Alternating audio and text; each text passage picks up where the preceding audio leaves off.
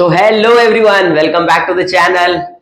Enjoy कर रहे होगे आप आपके पढ़ाई को, आपके स्टडी को एंजॉय कर रहे होगे, और नहीं कर रहे हो तो समझ लो, सुन लो, अच्छी तरह से एंजॉय करना, स्टडी को एंजॉय करना जरूरी है, बहुत जरूरी है। अगर आपको उसमें इंटरेस्ट जनरेट करना है, मन लगाकर ध्यान से पढ़ना है, समझना है, आगे बढ़ना है, तो स्टडी में इंटरेस्ट दिखाना, मजे लेना पढ़ाई करते करते बहुत जरूरी है। और काम में मजे लेना, पढ़ाई में मजे लेना, वो तभी आ पाएगा ना जब आप उसे अच्छी तरह से कर पाओ, समझ में आने लगे चीजें चीजें अगर सिंपल होने लगेगी तो मजा आएगा ना। और जब मजा आएगा तभी तो इंटरेस्ट आएगा, नहीं तो कैसे आएगा। अब अगर आपको इसमें इंटरेस्ट जनरेट करना है और चीजों को समझना है, तो उसके लिए आपको क्या करना पड़ेगा, चैनल को फॉलो करना पड़ेगा, क्योंकि यहां हम डिस्कस करते हैं विथ लॉजिक।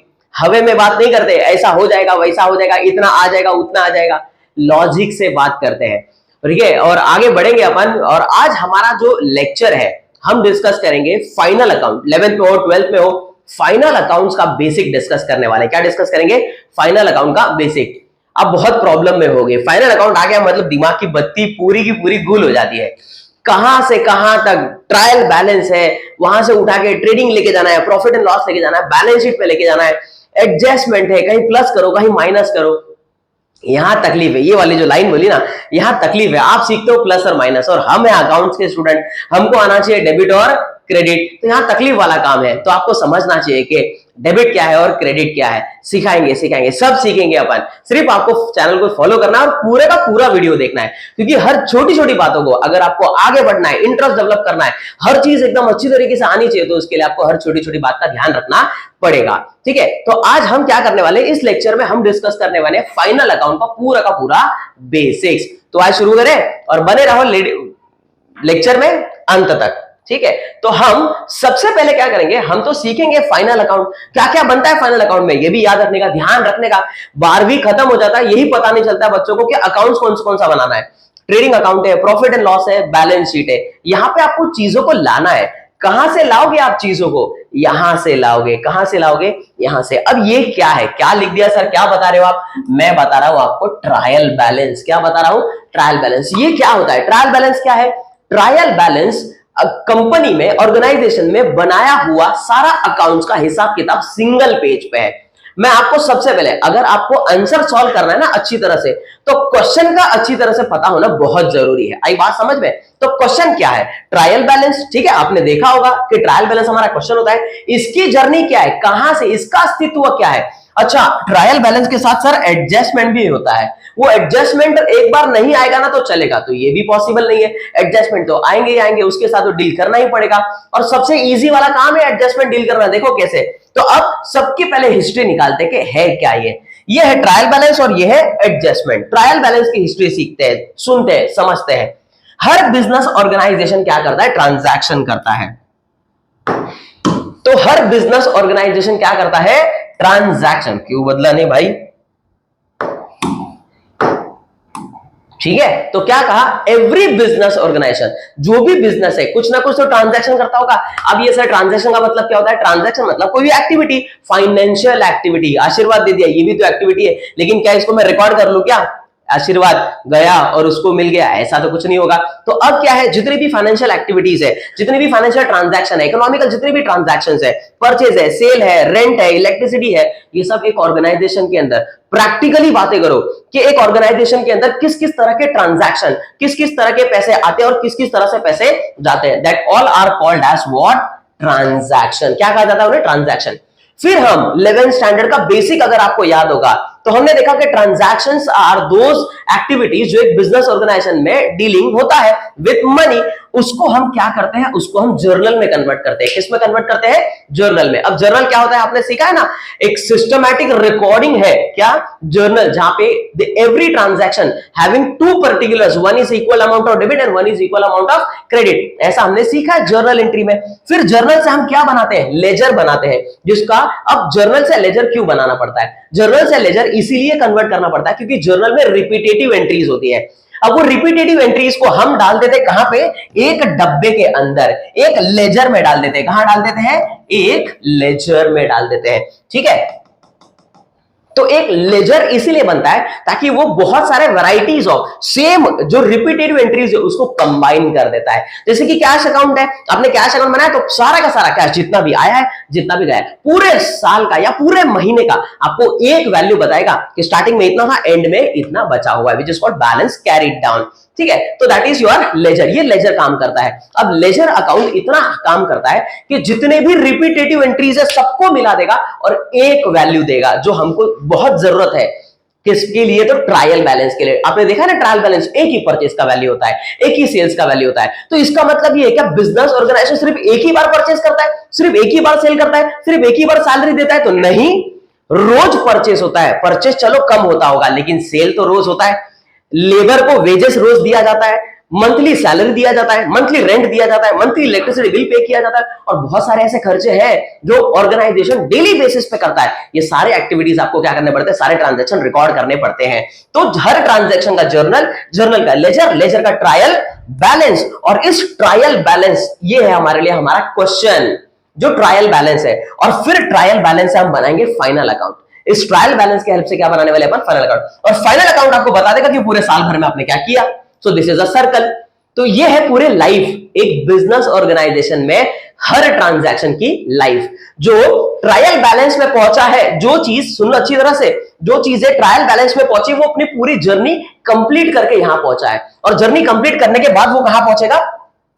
Final account. जो है हर एक ऑर्गेनाइजेशन अपने ईयर एंड में प्रिपेयर करता है। ताकि, अब फाइनल अकाउंट क्यों बनाया जाता है? ताकि हर बिजनेस ऑर्गेनाइजेशन पता कर सके कि पूरे साल भर में हमने क्या क्या किया, क्या क्या एक्टिविटीज किया, कितना परचेस किया, कितना सेल किया, कितना पेमेंट किया, कितना कलेक्टेड है, और सब कुछ खर्चा वर्चा सब कुछ माइनस करने के बाद व्हाट वी हैव लेफ्ट, कितना हमारे पास बचा हुआ है, that is called net profit. है ना, किया होगा ना, नेट प्रॉफिट निकाला होगा आपने। तो ये फाइनल अकाउंट इसलिए किया जाता है ताकि हमको पूरे साल भर का एक्टिविटी पता चल सके।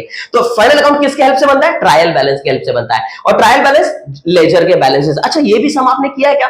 ट्रांजैक्शन से जर्नल, जर्नल से लेजर, लेजर से ट्रायल बैलेंस। बनाया क्या आपने? नहीं बनाया ना, तो सीखो कि किस तरह से हर ट्रांजैक्शन को, हर जर्नल एंट्री के ट्रांजैक्शन को जर्नल, जर्नल से लेजर, लेजर से ट्रायल बैलेंस में कन्वर्ट किया जा सकता है। करते हैं ना वो, तो हम भी कर सकते हैं। ठीक है, अब हम क्या सीखते हैं? Trial balance. तो ट्रायल बैलेंस अब आपने इतना थोड़ा बहुत तो समझ में आ गया कि हर ट्रांजैक्शन, बिजनेस ऑर्गेनाइजेशन के जितने भी ट्रांजैक्शन है वो सब कहां पे आ जाते हैं? ट्रायल बैलेंस में आ जाते हैं। अब ये एडजस्टमेंट क्या है जो आपको ट्रायल बैलेंस के टैली अमाउंट के नीचे मिलेगा? एडजस्टमेंट, एडजस्टमेंट वो ट्रांजैक्शन होते हैं, ये भी तो ट्रांजैक्शन ही है। एडजस्टमेंट वो ट्रांजैक्शन है जो जिसकी लाइफ, जिसकी जर्नी जो है वो कंप्लीट नहीं हुई है। इसलिए आप क्या करते हो? अगर आपको याद होगा, जब आप यहां से फाइनल अकाउंट में लेके जाते हो तो सिर्फ यहां से उठा के आप चीजों को पोस्ट कर देते हो। यहां से उठाया वहां ले गए, यहां से उठाया वहां ले गए। Is it? ऐसे ही करते हैं ना। लेकिन जब हम एडजस्टमेंट में आते हैं तो याद है क्या? जब हम एडजस्टमेंट में आते हैं तो हमको दो इफेक्ट देना पड़ता है। कितना इफेक्ट देना पड़ता है? दो effect. If the first is debit, second will be credit. If first is credit, second will be debit. इतना हम ध्यान रखते हैं। अगर आपने गलती से एक ही इफेक्ट दिया होगा ना तो आपका सम टैली नहीं होगा। आपका जो आंसर है, जो बैलेंस शीट है, जो बैलेंस शीट है वो क्या होना चाहिए? टैली होना चाहिए। जो हमारे पास ट्रायल बैलेंस है, हमारे ट्रायल बैलेंस को वहां से चीजों को उठा के, कुछ चीजें ट्रेडिंग में आती है, कुछ चीजें प्रॉफिट एंड लॉस में आती है, कुछ चीजें बैलेंस शीट में आती है। और यहां पे ये बैलेंस शीट अंत में आके जो बैलेंस है दोनों साइड का वो क्या आना चाहिए? सेम आना चाहिए। ये हमारे लिए चैन है, सुख है हमारा कॉमर्स वाले स्टूडेंट का। ये दोनों अमाउंट सेम आने के बाद का भाई बहुत शांति मिली। ये दोनों अमाउंट क्या आया? सेम आया।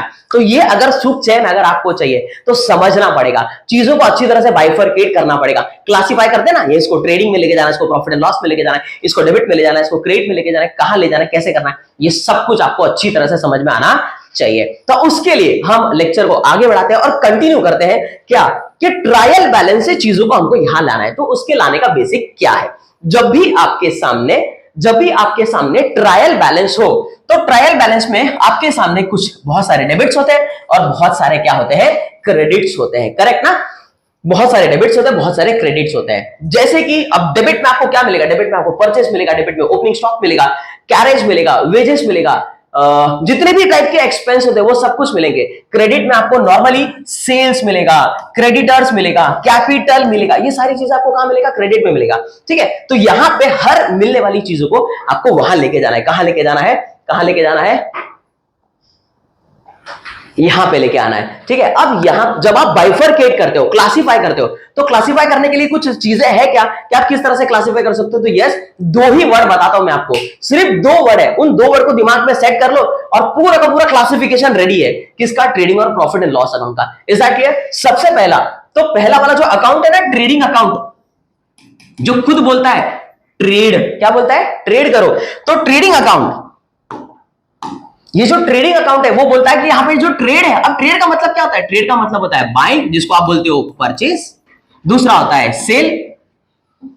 अब इसको यहां लिखा है, इसको यहां लिखा है, ऐसा क्यों किया, क्योंकि ये परचेज से आपका एक्सपेंसेस है, एक्सपेंसेस से तो डेबिट है, सेल से आपका इनकम है, इनकम है तो क्रेडिट है, debit all expenses and losses, credit all incomes and gain. ठीक है, अब दूसरा ज्यादा दिमाग लगाने की जरूरत ही नहीं है, आपको परचेज डेबिट में मिलेगा तो डेबिट वाला डेबिट में जाता है, क्रेडिट वाला क्रेडिट में जाता है। सुना क्या ऐसा, डेबिट वाला हमेशा डेबिट में जाएगा, क्रेडिट वाला हमेशा क्रेडिट में जाएगा।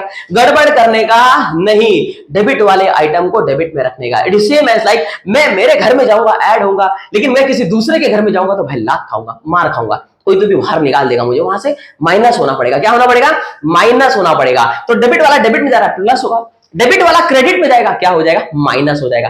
क्रेडिट वाला क्रेडिट में जा रहा है, ऐड होगा, क्रेडिट वाला डेबिट में आ रहा है, माइनस होगा। समझ लो, सुन लो, बहुत मजेदार है अकाउंट्स करना, मतलब ठीक है। तो अब हमारे पास आगे क्या है, हमारे पास है फाइनल अकाउंट। ठीक है, अब यहां पे हम फाइनल अकाउंट में आ गए। अब कुछ चीजें जो ट्रेडिंग अकाउंट में आने वाली है, ठीक है, तो परचेज और सेल ऑलवेज। अब मैं आपको सामने रख रहा था कि मेरे पास सिर्फ दो वर्ड है इस दोनों को क्लासिफाई करने के लिए। एक यहां पे वर्ड है, मैं एक्सपेंसेस की बात कर रहा हूं, डायरेक्ट एक्सपेंसेस। क्या बोल दिया, डायरेक्ट एक्सपेंसेस। किससे डायरेक्ट है, तो किससे डायरेक्ट है, प्रोडक्शन से डायरेक्ट है। किससे डायरेक्ट है, प्रोडक्शन, या तो फिर क्योंकि ये मैन्युफैक्चरिंग कंसर्न नहीं है, या तो फिर बाइंग से डायरेक्ट है। किससे डायरेक्ट है, बाइंग से, मतलब परचेज से डायरेक्ट है। तो कोई भी खर्चा जो फैक्ट्री, या तो चलो फैक्ट्री भी छोड़ दो, जो खर्चा आपके प्रोडक्शन, गुड्स, पता है ना, गुड्स प्रोड्यूस होता है फैक्ट्री में, या तो फिर गुड्स को परचेज करके लाएंगे। तो जब भी गुड्स आता था तो आप परचेज लिखते थे, जब भी गुड्स आता था तो आपके दिमाग में फैक्ट्री आता था।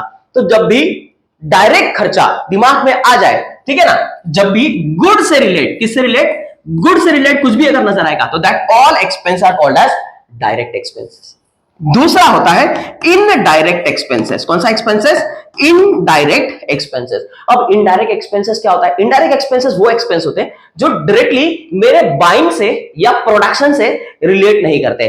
अब यहां पे ना इसमें तीन कैटेगरी बन जाती है, इनडायरेक्ट एक्सपेंसेस में तीन कैटेगरी बन जाती है। यहां पे आपके पास एक ही कैटेगरी है, that is goods, production, purchase, सब एक ही है, सबका मतलब एक ही है।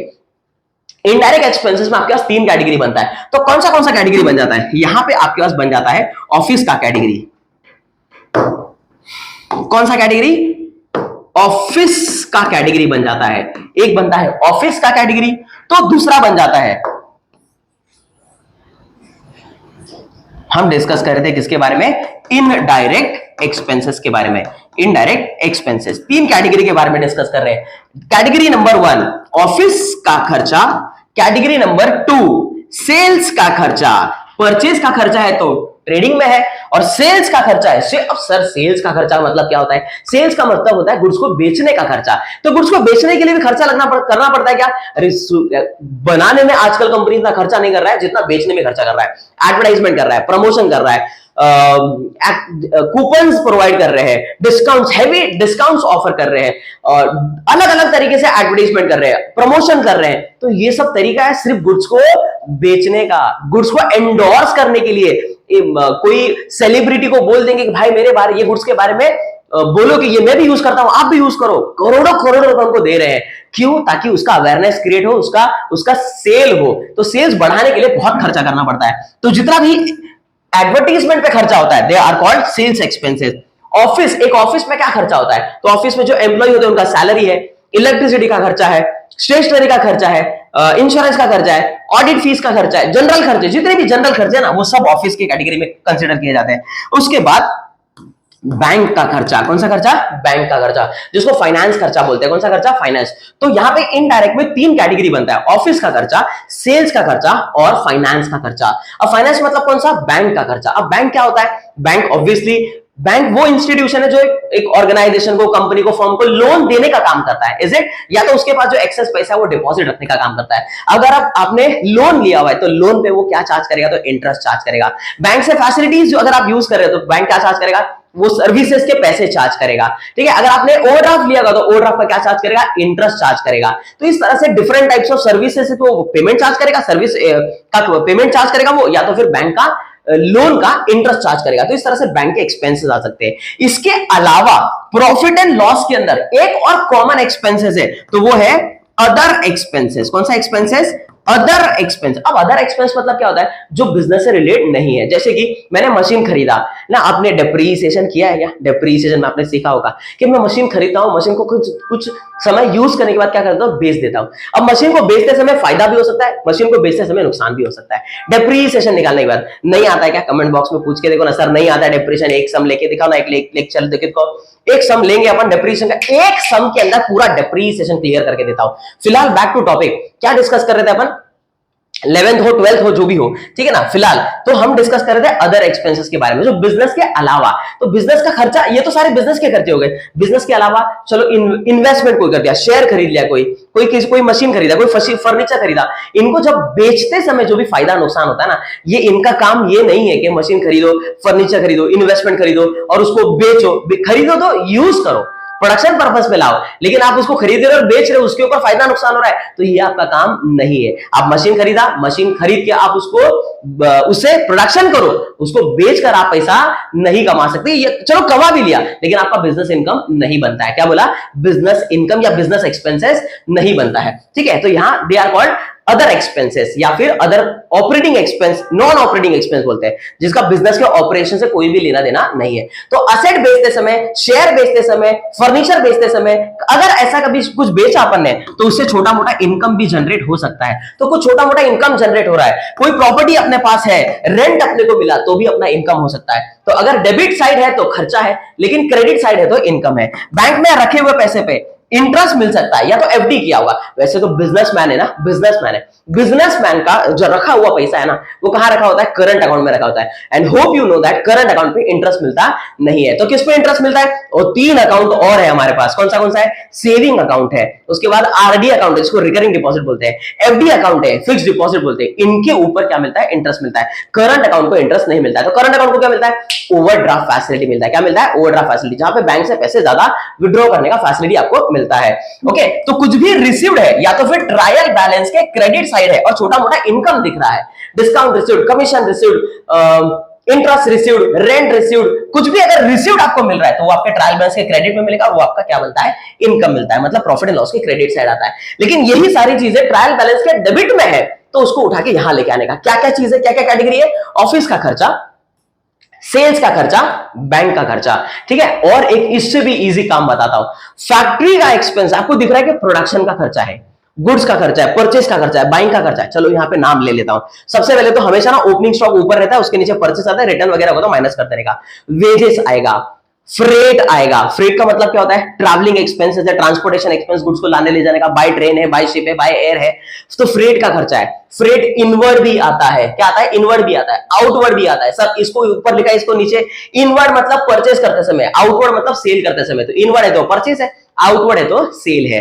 फ्रेट भी आता है, कैरेज भी आता है, कैरेज में भी आता है, इनवर्ड भी आता है, आउटवर्ड भी आता है, सेम जैसे फ्रेट किया।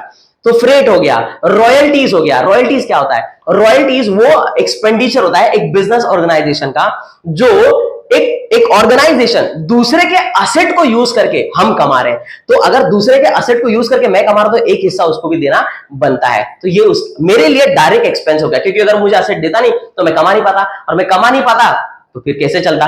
तो उसके हेल्प से मैं कमा रहा हूं, तो एक हिस्सा मैंने उसको दे दिया।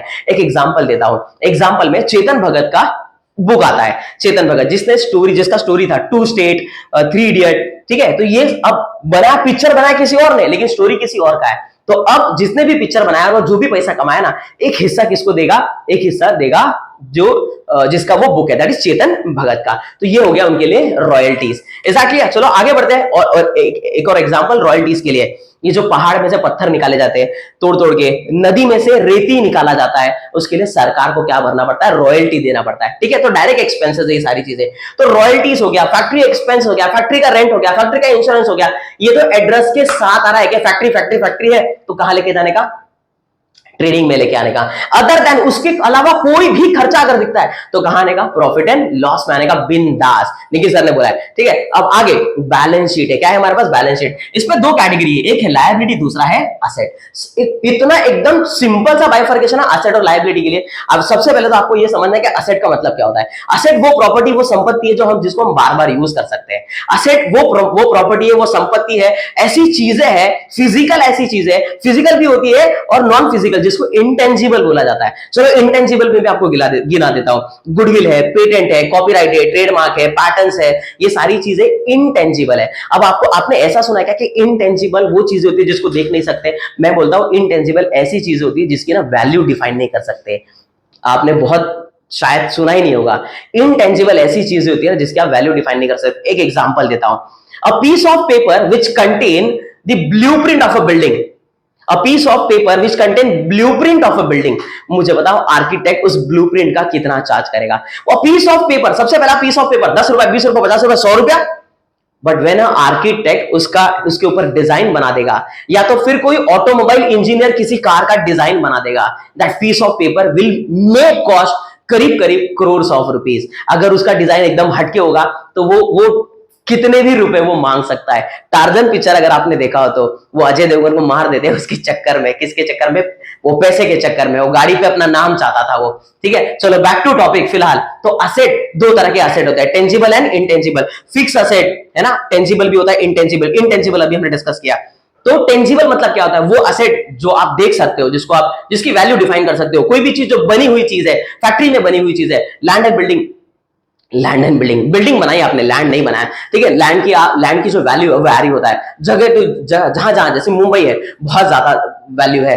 उसके अलावा अगर कहीं आप चले जाओगे, किसी रूरल एरिया में चले जाएंगे तो जगह की वैल्यू क्या हो जाती है, कम हो जाती है। लेकिन फिर भी वो उसकी वैल्यू डिफाइन कर सकते हो आप। ठीक है, अब उसके बाद उसके अवेलेबिलिटी के हिसाब से वैल्यू डिफाइन की जाती है। Plant and machinery value decide कर सकते हो, मतलब क्या है, फिक्स एसेट है, रिकरिंग यूज है उसका, मोटर व्हीकल है, इक्विपमेंट है, प्रीमाइसेस है, ये सारी ऐसी चीजें हैं जो क्या है, असेट है। ठीक है, डेटर है, डेटर वो व्यक्ति होते हैं जिनसे मुझे पैसा लेना बाकी है। कैश है, कैश इन हैंड है, कैश एट बैंक है, बिल रिसीवेबल है, ये सारे वो टाइप के असेट्स होते हैं। अब असेट में भी दो कैटेगरी है, चलो ये भी लिख देता हूं। कौन सा कैटेगरी है असेट्स के, दो कैटेगरी है। एक होता है फिक्स्ड असेट, क्या होता है, फिक्स असेट। दूसरा होता है करंट असेट। फिक्स असेट वो असेट होता है जो चेंज शॉर्ट टाइम में चेंज नहीं होता।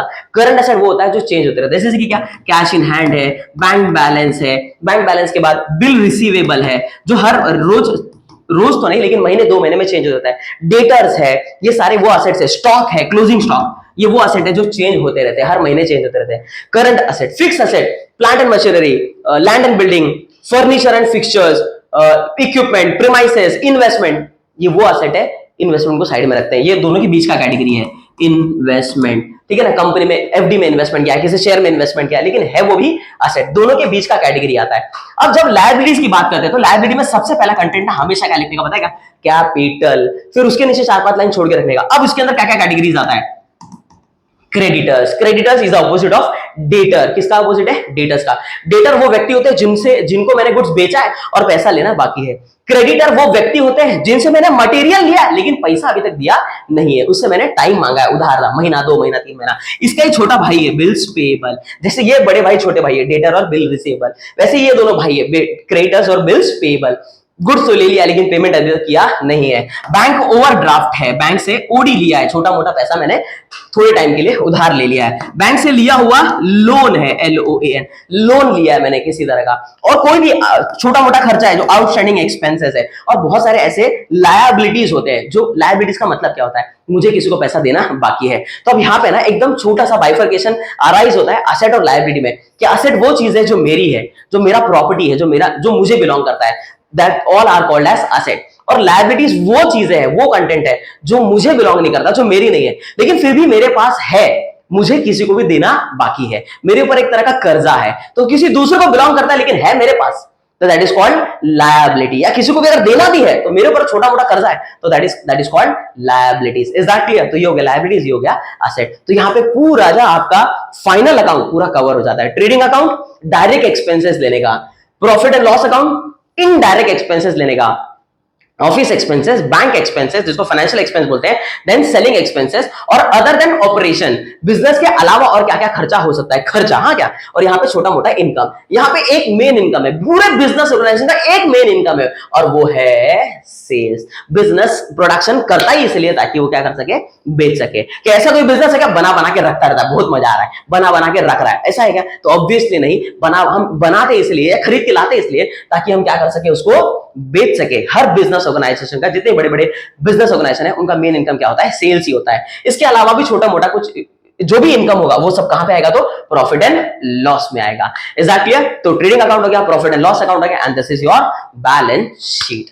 Is that clear? Hope so थोड़ा बहुत तो आपको समझ में, थोड़ा बहुत नहीं, ठीक ठाक समझ में आया होगा। एक या दो बार, एक बार अगर देखने में नहीं समझ में आता तो दूसरी बार देखो, लेकिन आप देखते रहोगे, सुनते रहोगे ना, चीजों को समझना बहुत जरूरी है। क्लासिफाई करने के लिए ना आपको चीजों को एनालाइज करना जरूरी है कि वो किससे रिलेट करता है, वो ऑफिस को रिलेट करता है क्या, वो फैक्ट्री को रिलेट करता है क्या, वो परचेस को रिलेट करता है क्या। जैसे रिलेशन होगा ना, जैसे एनालाइज करोगे वैसे वैसे क्लासिफिकेशन करेंगे। उसको आप बार बार रिकरिंग यूज कर सकते हो क्या, आप बात करो अपने आप से बात करेंगे ना तो समझ में आएगा। ये पढ़ो, बोलते बोलते काम करने का, मुंह बंद करके काम नहीं करने का, दिमाग चलाते रहने का और बात करते रहने का, क्योंकि बोलने से ही इंसान सीखता है, इतना ध्यान रखना। बोलते रहने का, डिस्कशन करते रहने का, अपने आप से डिस्कशन करते, ये है क्या, कैसे काम करता है, हर चीज का ना अगर आपको ये समझ में आ जाए ना कि ये है क्या, तो आपका क्लासिफिकेशन अपने आप समझ में आएगा कि वो जाएगा कहां। बेसिक सी चीज आपको ध्यान रखनी है, trading, profit and loss and balance sheet. This is about final account. Hope so आपको समझ में आया होगा और एंजॉय करेंगे, क्योंकि एंजॉय करना बहुत जरूरी है। जो चीज एंजॉय होगी ना वो आपको जरूर आएगी और आप उसको अच्छी तरह से करोगे भी। ओके, मिलते हैं नेक्स्ट वीडियो में और इसके ऊपर सम करेंगे और सम किस तरह से किया जाता है, तरीका जो है ना सम का, उस सम को तरीके में सॉल्व करना बहुत जरूरी है। हर चीज तरीके में होगी तो ही करने के लिए अच्छा लगता है। मिलते हैं नेक्स्ट वीडियो में, तब तक के लिए बाय बाय, थैंक यू।